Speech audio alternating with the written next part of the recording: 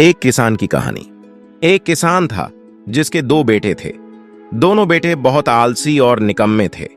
वे अपने पिता की मदद करने के बजाय सारा दिन इधर उधर घूमते फिरते थे। किसान को अपने बेटों की बहुत चिंता रहती थी। वह सोचता था, मेरे मरने के बाद इनका क्या होगा? ये अपना पेट कैसे भरेंगे और अपने परिवार को कैसे संभालेंगे? समय बीता और एक दिन किसान की तबीयत बहुत बिगड़ गई। वह मृत्यु के करीब था। उसने अपने दोनों बेटों को बुलाया और कहा, हमारे खेत में एक खजाना गड़ा हुआ है। मुझे यह नहीं पता कि वह किस जगह है, लेकिन अगर तुम खेत को खोदोगे तो वह खजाना जरूर मिल जाएगा। इतना कहकर किसान का देहांत हो गया। खजाने की बात सुनकर दोनों बेटों के मन में लालच आ गया।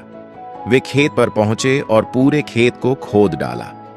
दिन रात मेहनत करने के बावजूद उन्हें कोई खजाना नहीं मिला।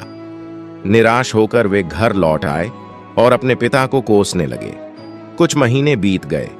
फिर वर्षा ऋतु का आगमन हुआ। किसानों के पास फसल उगाने का समय आ गया था। अब किसान के बेटों के पास पेट भरने का एक ही जरिया था, खेती। उन्होंने खेत को फिर से तैयार किया और उसमें बीज बो दिए। समय के साथ बारिश का पानी पाकर बीज अंकुरित हुए और देखते ही देखते पूरा खेत लहलहाने लगा।